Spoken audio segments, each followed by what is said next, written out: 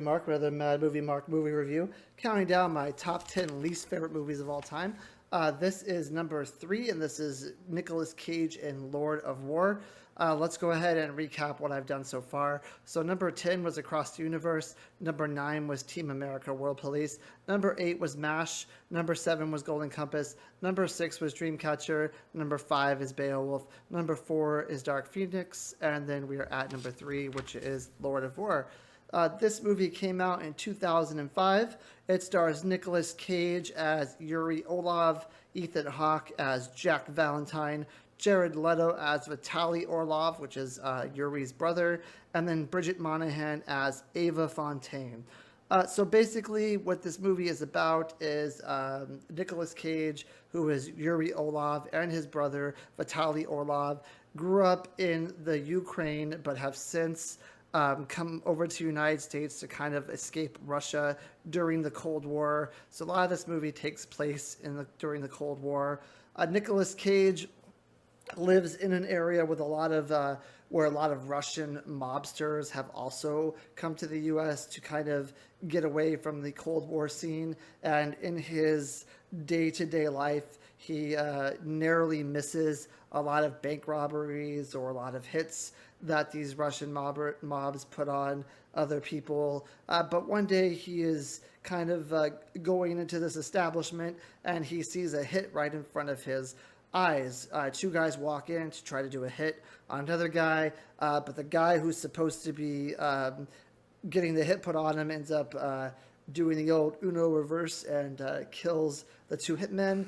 And then Yuri kind of has an epiphany that these people who have guns obviously need supplied from somewhere. So he decides that he wants to become a supplier of guns, ammunitions, and then later on in the movie, it ends up becoming helicopters, armored vehicles, whatever you can, like, he calls it gun trading. Essentially, it's gun smuggling. And he decides he's going to do this, and he's not going to have any prejudice over country or type of people. He's going to sell guns to Americans. He'll sell guns to, Ukrainians. He'll sell guns to whichever faction wants to have a gun, and then he'll also sell to that faction or that country's opposing country. So he essentially will be providing both sides with guns. He really doesn't care. His goal is to become rich and famous and to be kind of like the kingpin of gun smuggling.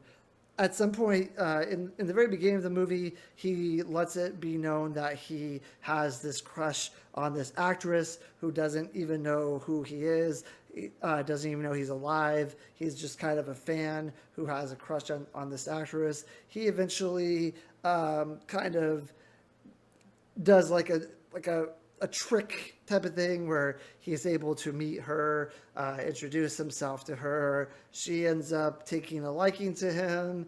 They end up falling in love and having a kid.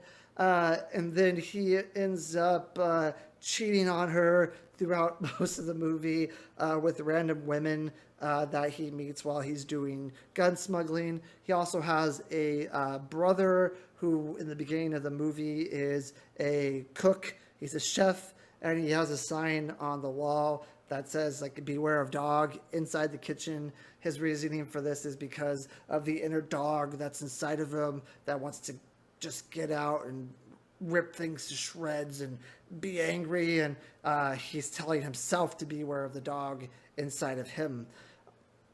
Yuri sees that his brother is a chef, might even enjoy being a chef, and says, you know what, you should stop doing that, and you should start doing illegal gun running with me, because you don't have a future as a chef, and you can make a lot of money doing this. So his brother ends up agreeing with him, also becomes a drug runner, weapons dealer, runner, whatever.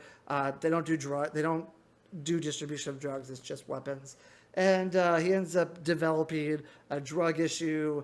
So about halfway through the movie, he kind of stops doing the gun smuggling slash trading slash whatever, and just spends kind of the rest of the movie on drugs, sleeping with hookers, and just being an absolute disaster.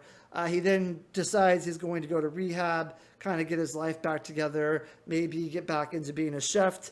And then Yuri comes back and, offers him some drugs. And then basically he gets back into the gun smuggling outfit again. This all comes to a head. Jared Leto is the member, I think he's either DEA or FBI.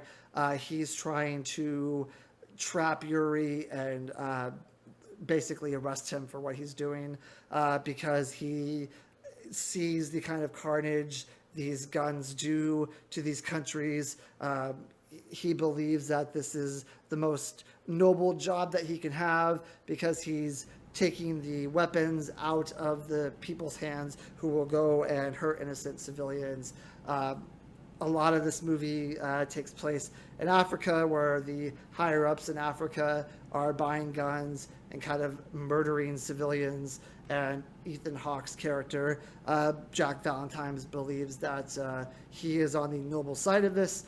Nicolas Cage, Yuri, his argument basically is that he's not selling the guns for the purpose of killing these civilians. He is basically just giving these people guns, and they will do what they want with them once they are sold.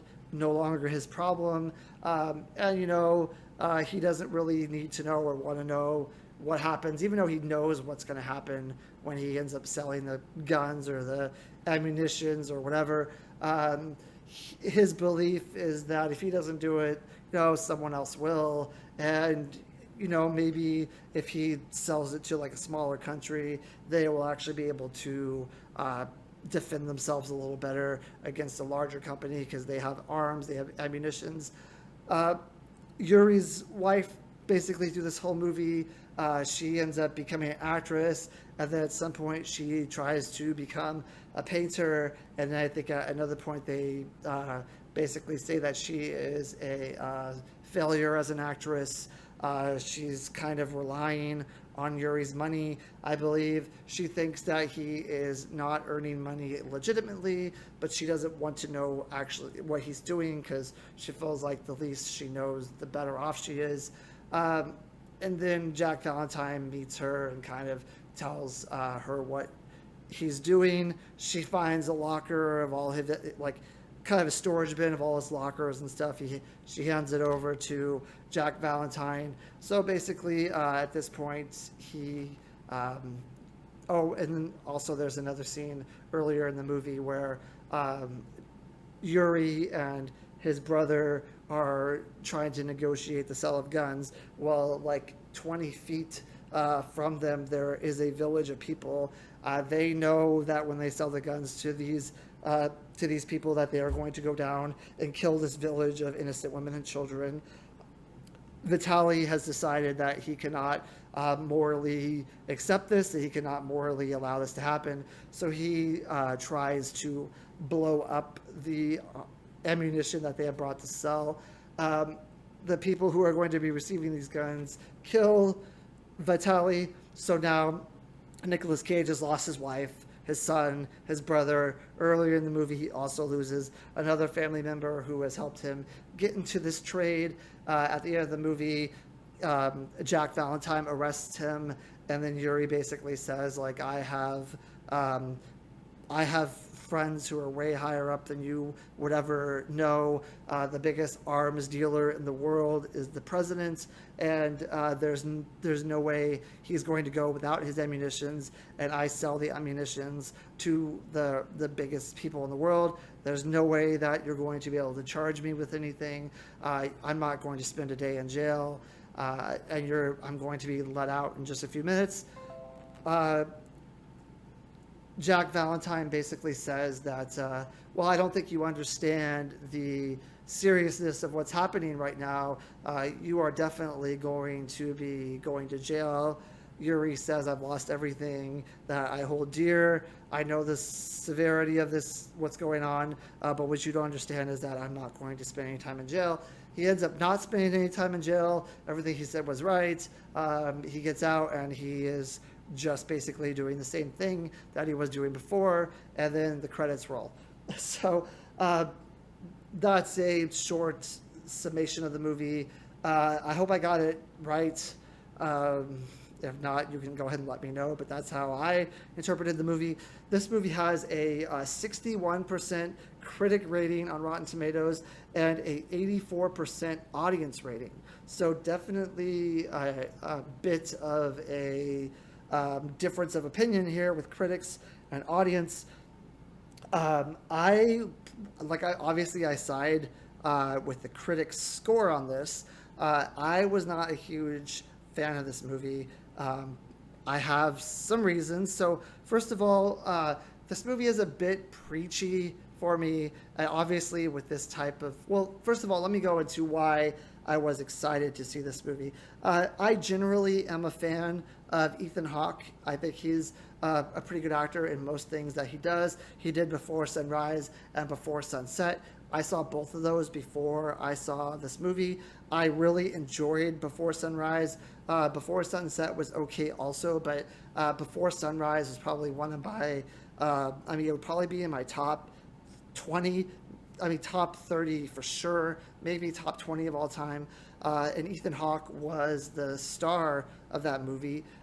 So I thought that this would be a very good movie as well with him in it. I kind of wanted to see movies that he has done. Also, I am not a fan of Nicolas Cage. I used to think that Nicolas Cage was possibly the worst actor in the world. There are actually some movies I've seen since I had that opinion, which I actually enjoy Nicolas Cage in. I really love him in Adaptation. I really liked him in Kick-Ass. And I really liked him in It Could Happen to You. Adaptation is obviously another movie that might be in my top 20 or just outside of my top 20. So I still think that Nicolas Cage is not a very good actor, but I wanted to kind of watch as many Nicolas Cage movies as I could, so I could form a better opinion of him. Like I said, I was really surprised when I saw Adaptation, and it was likely in my top 25, and I thought, well, maybe I should watch more movies with him. Lord of War, I'd always heard a lot of people who I know who have seen the movie really enjoyed it. They said it's probably one of his best acting performances they've ever seen. It's the pacing of the movie is very well, very good, and I heard a lot of good things about it, so I watched it. But I'm not a fan of it. I'm not a fan of basically how preachy it is. I understand what they're trying to say in this movie, but they really try to hammer this same thing home throughout the entire movie, and it just gets old after a while. Like, I don't want to watch a movie that's like 2 hours long where they just preach about the same thing over and over again. Now, I think that it's an important thing to talk about, and you could your opinion if they're right or if they're wrong, but I don't think you have to do this throughout the entire movie to really get your point across. And this whole movie to me is just a way of preaching this subject, and I'm just not a fan of it. Aside from that, I also wasn't a fan of Jared Leto in this movie.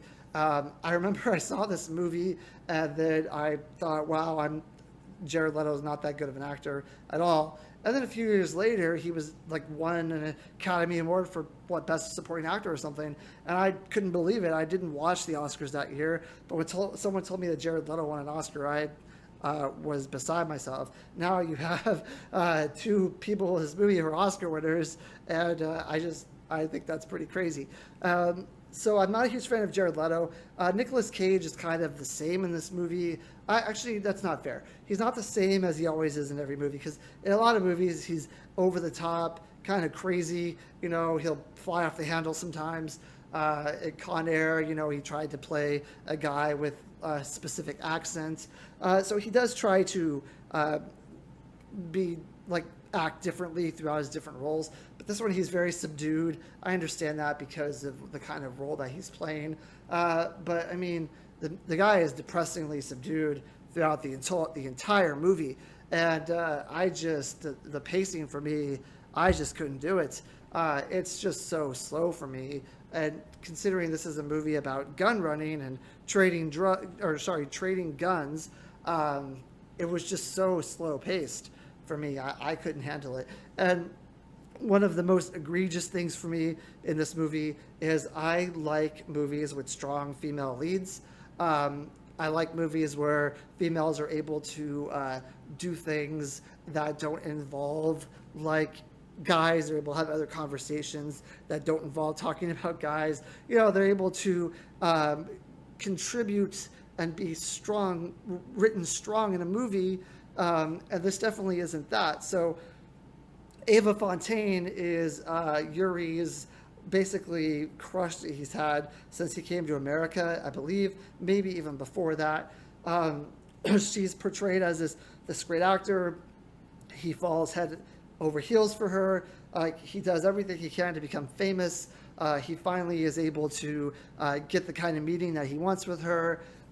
He sweeps her off her feet, basically. And then she kind of falls off the map the whole rest of the movie.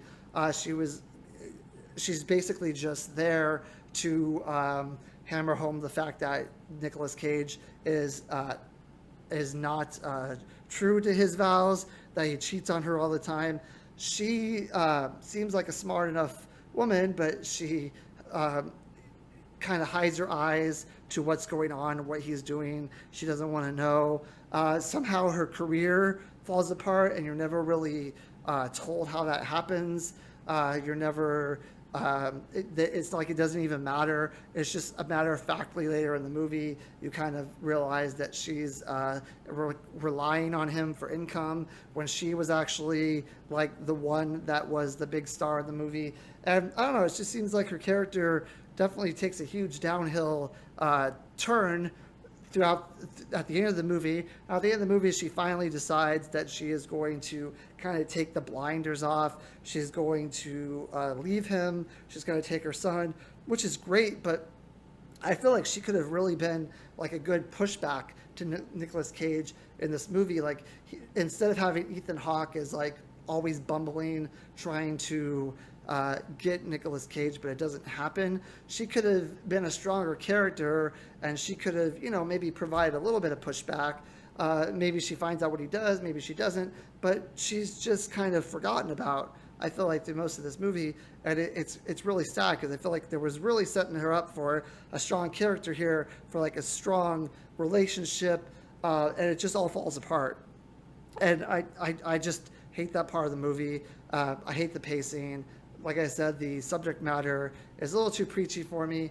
And at the end of the day, if I'm trying to watch a movie with, you know, whether I'm trying to watch a great action movie, I'm trying to watch, you know, a great movie with a movie with great dialogue, or a movie with great acting, a movie with great pacing, you know, none of it checks the boxes. This movie is okay. You know, a lot of people will like it because of the subject material, because they believe Nicolas Cage is a good actor in this movie. I just don't see it. It's too slow for me. It's too preachy. And honestly, it is obviously one of my least favorite movies I've ever seen, just because everyone seems to like it, and I don't. I decided to use it on my list. And it was quite a disappointment for me. Ethan Hawke's character is very kind of one-dimensional. He's just that cop that, you know, Nicolas Cage keeps getting one step ahead of him all the time. And he's also plays a good cop to where he refuses to do anything against the book or anything that would be considered illegal. He wants to catch Nicolas Cage in a, you know, the right way and not the wrong way. And when he finally has his big moment, it ends up just being, you know, Nicolas Cage has also like gotten away. He's always one step ahead of him. And I'm just, you know, it was kind of a worthless. I feel like Ethan Hawke's character was kind of worthless in this movie. I mean, it's really the only character in the movie that provides any pushback to what Nicolas Cage is doing, and it's just so. It's so surface area. really it doesn't provide any real type of pushback towards Nicolas Cage, but it's all there is. It's all we have. But he doesn't. It doesn't really do it. There was another guy who's also another gun smuggler in this movie who's like done it for a lot longer than Nicolas Cage has, and he goes to kind of war with Nicolas Cage, but that doesn't last that long. It really ends up Nicolas Cage ends up getting the better of this guy too, so that doesn't work as well. And also in this movie, Nicolas Cage, when he's first starting, he buys like one Uzi gun. He ends up selling it. Clearly, he's a good salesman. He's able to get what he wants for the gun. It goes really well. And then you fast forward a few years later, and he's like a weapons kingpin. So exactly how does that happen? How is he able to go from selling one gun to being a kingpin who is basically the kingpin of all kingpins? I don't know. You're just supposed to accept the fact that it happens. You're not supposed to question it, and that's all. That's all it really is. So there's no reasoning behind it. There's no explanation for it. They say at the end of the movie that he had some ties in the industry that helped him get to where he is.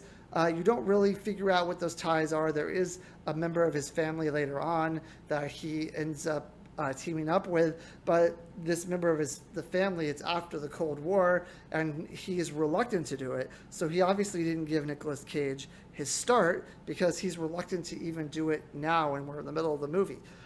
So I feel like it's not explained very well. It's a mediocre at best movie to me. I think a lot of people think it's really great because of the subject matter, because of what they're talking about, because of points that they make in the movie. Like, sure, yes, but if you strip all that away, it's not a very good movie. And even if you leave all that in, I still don't think it's a very good movie. So it's number two. No, it's number 3 on my list. And I know that maybe I didn't make a very good argument for this. It's the best that I could do. I know a lot of people will still walk away thinking that the movie's great, and that's fine. You're entitled to your opinion. Nicolas Cage has done better movies than this. He's done worse movies than this, but at least in his worst movies that he does, he's kind of over the top. Maybe it's a little comical, or there's other people, there's other actors in the movie that can help drive the story a little bit better. I just don't think that was in this movie. I don't think it was very good. They underutilize Jared Leto. They underutilize Ethan Hawke. They definitely underutilize Bridget Moynahan, and it's a shame because maybe if they had used them more, this movie would have been better. I will give it let's say I'll give it a 4, which I still think is pretty good considering a lot of the movies that I've done for this list have been lower, but I can't see myself giving it higher than a 4 out of 10. Sorry, my dog's going crazy. I'm not exactly sure what's going on, but 4 out of 10 is what I give it. So please join me next time when I will do my number 2 movie, which is going to be Armageddon. Thank you. Have a great day.